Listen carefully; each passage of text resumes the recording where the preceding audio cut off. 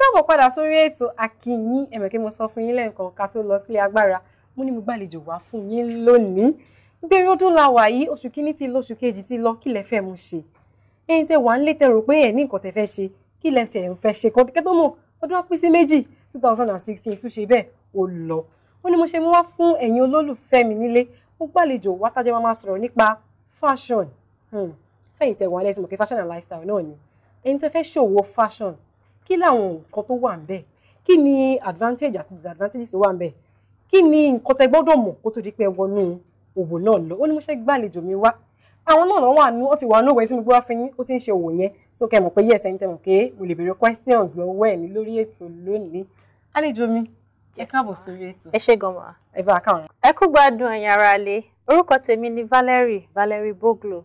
Èmi ń tèmi fashion designer lèmi àti makeup artist. Ẹ káàbọ̀ sórí ètò. Ẹ ṣé rẹpẹtẹ ma. Tẹ́yìn gan wá tẹ̀sí rí àlejò mi kó tiẹ̀ nìkan sọ fún yín pé fashion designer àti makeup artist ni wọ́n. Ọdún ìgbàlẹ̀ ti ṣiṣẹ́ yìí náà. Well, officially be 5 years. Unofficially about 20 years. 20 years. Ṣé ẹni rí pé ẹni tó yẹ kí n bèrè ẹrù náà ẹ̀ náà ló wà lórí ètò lónìí. Bẹ́ẹ̀ni ẹ káàbọ̀ sórí ètò. Ẹ ṣé gan ma. Ètò yìí a máa ń sọ̀rọ̀ nípa fashion and lifestyle. Òun náà sọ fún yín pé ẹni fashion designer ni. Wọ́n méjì ń kọ́ béèrè lọ́wọ́ yín. Kí ló mú yín tẹ̀fí? Ṣé tí ẹ bá fẹ́ iṣẹ́ fashion designer, kí ló prompt yín síbẹ̀? Fún àwọn ará ilé tó bá fẹ́ kọ́ ni. Yeah, personally, interest mi ni láti ìgbà tí mo ti wà ní kékeré. In fact, láti ìgbà tí mo ti wà ní bí ọmọ ọdún 9 ni mo ti bẹ̀rẹ̀ sí kọ́ṣẹ́ tailor. Èyí tí a mọ̀ sí àwọn asabẹ́rẹ́dowó as they call it, yes. And àtìgbà yẹn interest yẹn mo ti build láti gbogbo time ẹ̀. Throughout university days mi, nǹkan tí mo fi ṣe sisi ní school nìyẹn ńgbà náà. Ìgbà tí mo dẹ̀ tí wá ti dàgbà ń sìn mo ní okay, time ti tó nísìn kí n fi establish ara mi ni mo fi sọ di nǹkan òwò tí mo ń kọ́ àwọn èèyàn nísìn ní bó ṣe máa di fashion designer. Ẹ nígbà tẹ́ wà ní university days ní Bẹ́ẹ̀ni. ẹ ní òun lè fi ṣe sisi. Bẹ́ẹ̀ni. Ṣé ìyẹn já sí pé nǹkan tẹ́ kọ́ nílé ẹ̀kọ́ nìyẹn? Rárá o. In fact, nǹkan tí mo kọ́ ní iléèwé yàtọ̀. In fact, mo read mass communication gbà náà ní iléèwé. Iṣẹ́ wa náà lẹ́ka. Oh, bẹ́ẹ̀ni. But mo kàn tún fi twist of communicating with people through my designs. Nǹkan tí mo sọ dì ní. Communicating with people through your design. Ìyẹn fi jẹ́ pé tí èèyàn bá máa ṣe irú iṣẹ́ báyìí, èèyàn gbọ́dọ̀ ní foundation, education. Oh yes. You can't even take that out because there is nǹkan táwọn èèyàn máa ń pè ní roadside tailor àti professional tailor. The difference between the two of them is ẹni tó bá lọ léèwé kò ní pera ẹ̀ ní roadside tailor. So èèyàn ní láti lọ sí léèwé lóòótọ́. Fáwọn tó bá jẹ́ pé wọ́n wá yan iṣẹ́ ìláyò tó jẹ́ pé wọ́n ẹlòmíràn ní àwọn òun kọ́ fashion designing. Yes. But tí ò sí agbára àti kàwé ṣé wọ́n lè kọ́ ni? Wọ́n lè kọ́. Ṣé láyé advent of YouTube, cell phone, there are so many social groups tí a ti ń kọ́ àwọn èèyàn táwọn èèyàn dédé kọ́ other people free of charge. So kò dìgbà tí èèyàn bá sanwó lọ síbi kan kó tó bẹ̀rẹ̀ sí kọ́ṣẹ́ náà. Yes. Ẹ jẹ́ tó béèrè ṣé láwọn aráàlú ní ìbáwọn béèrè yìí ló fi ń bọ́dún ìmú fẹ́ káwọn èèyàn kọ́ wá nǹkan ṣe. Ẹ ti sọ ní kò dìgbà tí èèyàn bá lọ sí ilé ìwé kéèyàn tó kọ. Kí wá ní ìyàtọ̀ tailor ayé ọjọ́ òun àti ẹ̀yin tẹ̀ ń ṣe fashion design nísìn? Máa ní pé bóyá advent of exposure. Okay. Yes. Tá bá go back sẹ́yìn díẹ̀ sí 20 years ago ìgbà tó ń ṣe àwọn beauty pageant yẹn èyí tó ń ṣe ní Nàìjíríà ńgbà náà. A rí pé shoulder pad àwọn àǹtí yẹn ńgbà yẹn ó máa ń ga báyìí àti máa ga báyìí. But ti sìn the way táwọn òyìnbó ṣe múra làwọn náà múra ń sìn and the way tí the kind of fabric tá à ń lò ń sìn àti rí pé àti up gan àwọn stories wa ti yàtọ̀ àti step up rẹpẹtẹ. Yes. So kò dàbí ayé ìjọ́un tó máa ní ẹgbọ́ mo fẹ́ béèrè nǹkan tá bá tẹ̀lé ní tó tẹ̀ wá kọ láyé ìjọ́un tó wá wò pé èmi náà fẹ́ step up irú kí ló gbọ́dọ̀ máa ṣe? Ó gbọ́dọ̀ máa tẹ̀lé àsìkò. Yes. Ìyẹn ni a mọ̀ sí trend. If a fashion designer is not following the trend wọ́n á fi sílẹ̀ lẹ́yìn. Àwọn tá à ń gbọ́rúkọ wọn ní those days tá máa sọ pé designer ńlá designer jankan-jankan tó wọ́n bá tẹ̀lé àwọn new design trends tó ń jáde ní rántí wọn mọ́ and people forget things quickly. So you really have to be current and out there all the time to be able to still hold your ground as a good fashion designer. That means you do researches. Oh yes, you have to. But research. What? Torí àwọn kan wò tẹ́ kí wọ́n ní àǹtí kan sọ pé research ni. Ibẹ̀ ni wọ́n máa ṣe research. Internet wà. Nǹkan tí mo fẹ́ kẹ́ mẹ́nu bà gan lẹ́sẹ̀ sọ. Internet, Google, uncle mi ni Google, auntie mi ni Google, daddy mi ni Google. Kò sí nǹkan tẹ́ béèrè. In fact, Google tẹ́ bá tún type ẹ̀ sínú Google àti ní ṣé nǹkan tẹ́ fẹ́ rí. That's to tell you how good, how defined everything is. So yes, a good point of research, go to Google. Ask whatever you want. Yes. So, irú àwọn tó bá fẹ́ ṣe irú kan bẹ́ẹ̀, ẹ jẹ́ kó tẹ̀ kó bẹ́ẹ̀ lọ́wọ́ yín. Challenges wo lèèyàn go through ní fashion industry? Rẹpẹtẹ. Torí àwọn kan fẹ́ wọ ẹ̀mí ṣe ń béèrè. Rẹpẹtẹ. First is there is a general notion pé àwọn designer or àwọn tailor pé wọ́n rán aṣọ dáadáa. That's why ẹlòmíì máa prefer láti ra ready made. But èmi sọ lọ́kàn tèmi pé èèyàn ló jókòó tó rán ready made yẹn. Kò lórí méjì. Tó bá jẹ́ lóyìnbó ló wà, tó bá jẹ́, and we know there are some people in Nigeria here tó ń ṣe àwọn aṣọ designs tó máa dàbí ready made, tó dẹ̀ wà neat tí everything. So I would say yes, it's that notion that first of all deals with any designer. Okay. Now to be able to break free from that notion, you really have to be up on your game. You have to know what you're doing. You have to presentation matter. Okay. There's a reason. So kò ń ṣe pé èèyàn kàn ránṣọ lásán. Tí n bá ránṣọ yẹn tán sí tí mo kàn ká tí mo ní ẹ wò aṣọ tí mo rán rẹ̀. Ẹ ní appreciate ẹ̀. But tí n bá rán tán tí mo gbé sára model tó wà beautiful, even that model tó bá ṣe jí láàárọ̀ tí mo gbé aṣọ mi sára ẹ̀ kò ní fine. Máa tún ní láti ṣe makeup fún torí ẹ̀ mo ṣe lọ kọ́ṣẹ́ makeup as well. Láti complement business yẹn so that anytime I'm presenting anything, it has to look good. So nǹkan tẹ́ ẹ sọ fún àǹtí in essence pé ìwọ fúnra rẹ̀, you should be your model first. First of all. Ó lè máa ta oògùn tí wọ́n ní kọ́. Ṣé ẹ gbọ́? Wọ́n ní ìwọ lè máa ta oògùn kò ní kọ́. Wọ́n ní kọ́ kí kò dẹ̀ máa sọ pé eléyìí máa help ẹ o kí wọ́n dẹ̀ máa. You display it yourself. Let people see it on you. It's when they see it and appreciate it on you, they will be like, oh, let me participate in your designs or in your business. Aside from acceptability, challenge or not? Okay. Many times, opening your mind. It's what you agree to see that will determine you as a person tomorrow. I like that point. Nǹkan tó bá gbà láti rí lénìí ló máa determine nǹkan tó máa jẹ́ lọ́la. Ìyẹn túmọ̀ sí pé tí n bá decide láti máa gbọ́ Yorùbá music, ó ṣeé ṣe pé at some point lọ́la èmi náà fẹ́ di one Yoruba musician. I'm saying that it is the things that you allow to influence you now, okay, that would enable you become or shape you to become whatever it is. Relating it to fashion designing or relating it to anything in particular, you need to constantly feed yourself with things like that to be able to challenge. If the bá feed ara yín pé mo rí àwọn designs yìí mo dẹ̀ fi sọ́kàn mi pé Ọlọ́run kọ́ mi bí máa ṣe kíní yìí, Ọlọ́run mo fẹ́ mọ kíní, ó ṣe pé at some point in that person's life I really more. So I have to be interested. Interest? Yes, interest.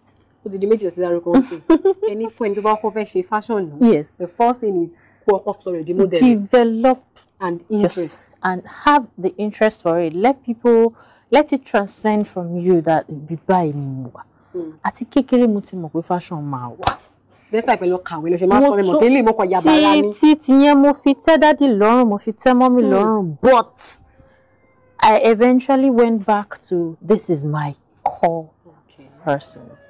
I didn't be recalling. Yes, ma. How profitable in fashion business? Challenges. Kí ni wọ́n fẹ́ ṣe nù kíní? So wà ńbẹ̀. Tẹ́lẹ̀ náà máa ń sọ pé owó ò sí ní fashion pé àwọn tailor. Ẹ confirm ká gbọ́ dáadáa. Owó wà ńbẹ̀ àǹtí mi. Owó wà ńbẹ̀. Owó wà ńbẹ̀. Yes. But ó depend tẹ́ bá lè make o. Because if you're not ready to take the challenge, you won't make money out of it. The gap from learning to actually making the business work is very far. It's the gap very from learning. The gap from learning the trade and actually making a business out of it, there are two different things. So if you're patient enough and ready to really learn it, and learn it in such a way that there's a reason why people should. Okay. Wọ́n ní gap tó wà láàrin pé èèyàn kọ́ iṣẹ́ náà tó wá di ọ̀gá ara ẹ̀. Wọ́n ní kò ń ṣe ni o, wọ́n ló jẹ́. Ìyẹn fi tún lò pé ẹni tó bá fẹ́ ṣerú nǹkan bẹ́ẹ̀ yẹn, ó gbọ́dọ̀ ṣe kí ni, ó gbọ́dọ̀ ní sùúrù. Bẹ́ẹ̀ni. Ẹ bá mi gbàmọ̀ràn fáwọn èèyàn tó wà ní tó yẹ kó fẹ́ ṣe business yẹn. Ọdún yìí mi fẹ́ kó lọ bẹ́ẹ̀ fún wọn. Ẹ má jẹ́ kó dùn yìí lọ bẹ́ẹ̀. You can do something now and you can start it immediately, but you need to be ready. Ní Yorùbá ẹ ní láti ready pé máa tiraka nù ẹ̀ kí n tó lè make it. Interest wọ́n dẹ̀ matter. You need interest, you need to. Owó wà ń bẹ̀, but tẹ́ bá ní fọkànbalẹ̀, tẹ́ bá ní sùúrù, ìrẹ̀lẹ̀. Fashion designer máa ń kọ́yàn ní ìrẹ̀lẹ̀ gan, because tábẹ́rẹ́ yẹn bá kán, ó ní láti fix ẹ̀ padà. Kò dẹ̀ sóyìnbó téèyàn máa sọ. Ó dìgbà tó bá fix ẹ̀ kó tó continue àti máa ránṣọ fún ẹ̀.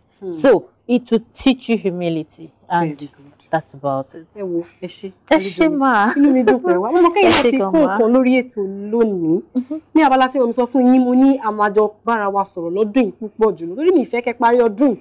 Bẹ́ẹ̀ ṣe lọ ti láti ẹ̀tẹ́ rò pé àti kó sí ìwà January, February, March, April ó lọ. This is February. Ẹ ti gbọ́ nǹkan tí àlejò mi sọ. Ó ní ìrẹ̀lẹ̀, ó ní ìfọkànsìn, àti pé kí ni interest yín ó matter lórí iṣẹ́ yìí. Ẹ lè sọ fún yín, ẹ jẹ́ fún yín tuntun tó fi sọ. Wọ́n lówó wà ń díẹ̀. Ó sówó tó wó sí ń bí ẹ̀ tí èèyàn bá lè ṣe bó ṣe yẹ. Àlejò mi, mo dúpẹ́. Ẹ ṣé gan ma. Mo pè yín, ẹ lè jẹ́ wa. Kí ló bá tún lọ́jọ́ mẹ́rin bá wa. Oh, dáadáa. Anytime. Ẹ wo abala ta fẹ́ bọ̀, abala ká lọ gbórin ni. Ẹ já gbórin àwọn ọlọ́kùnrin ìjọ̀kan táwọn èèyàn wa ti yàn kó fẹ́ gbọ́ lórí ètò lónìí. Akiyin ó sì ń tẹ̀síwájú àbọ̀. Don't say you ain't ready. Acting like they ready, they ain't ready. Just let it marinate, it ain't ready. Man, they acting like they ready, they ain't ready. Man, you ain't ready.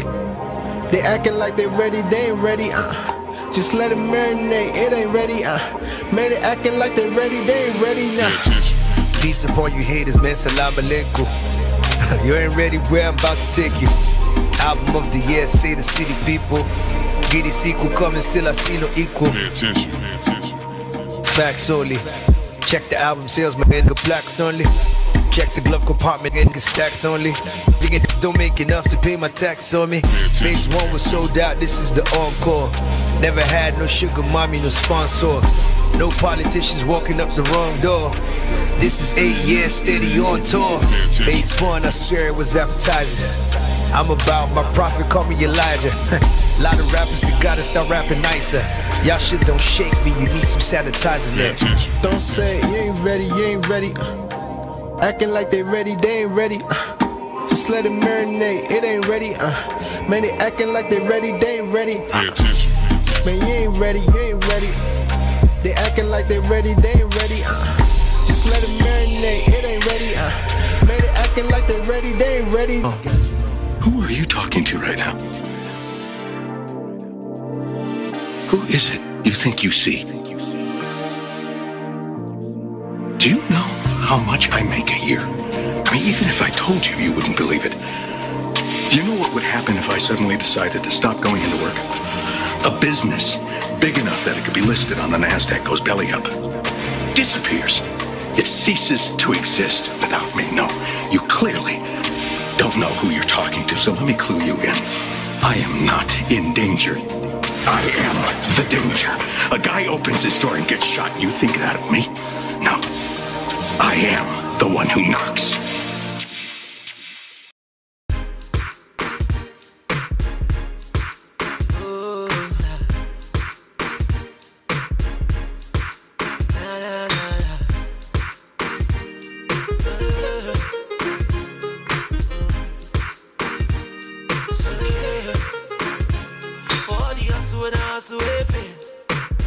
I can't it all joy. For all the suffer we boys done face. We can't it all joy.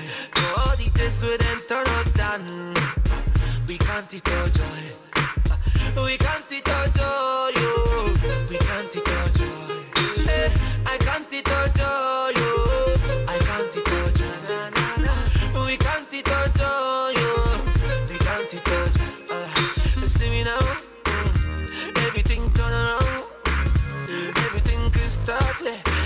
right now, me, I got no fear. You the feel me now? Baby, my music color on. Isholuani, Isholuani, as you can see, everything done turn around. Now I can shout,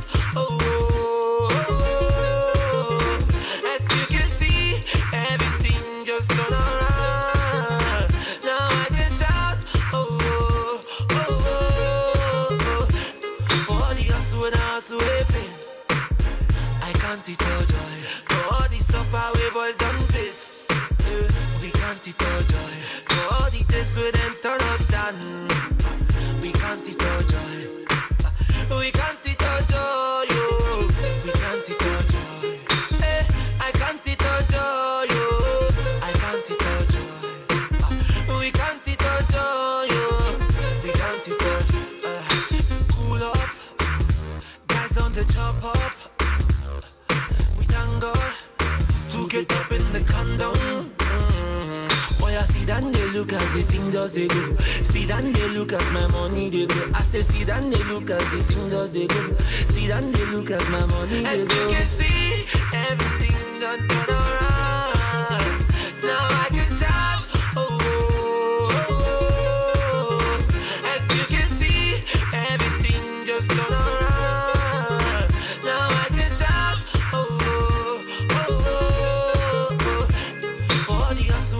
I can't eat all joy. For all the suffer we boys done face. We can't eat all joy. For all the days we then turn us down. We can't eat all joy. We can't eat all joy. We can't eat all joy. I can't eat all joy. I can't eat all joy. We can't eat all joy. We can't eat all joy. Crafters record.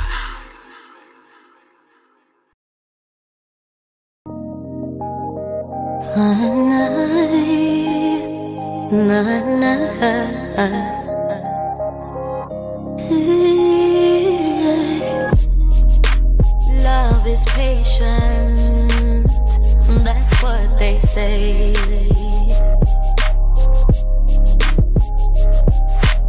My ingredient to keep me sane. You're not perfect, but I need you all the same.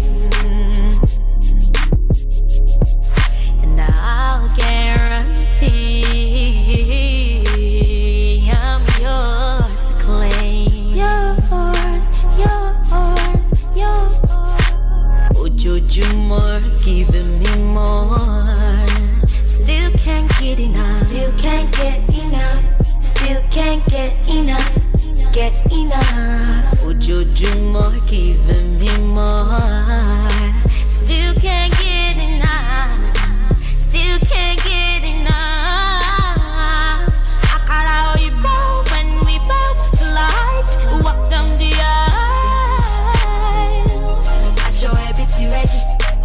I show everything ready. Akara oyibo when we both collide.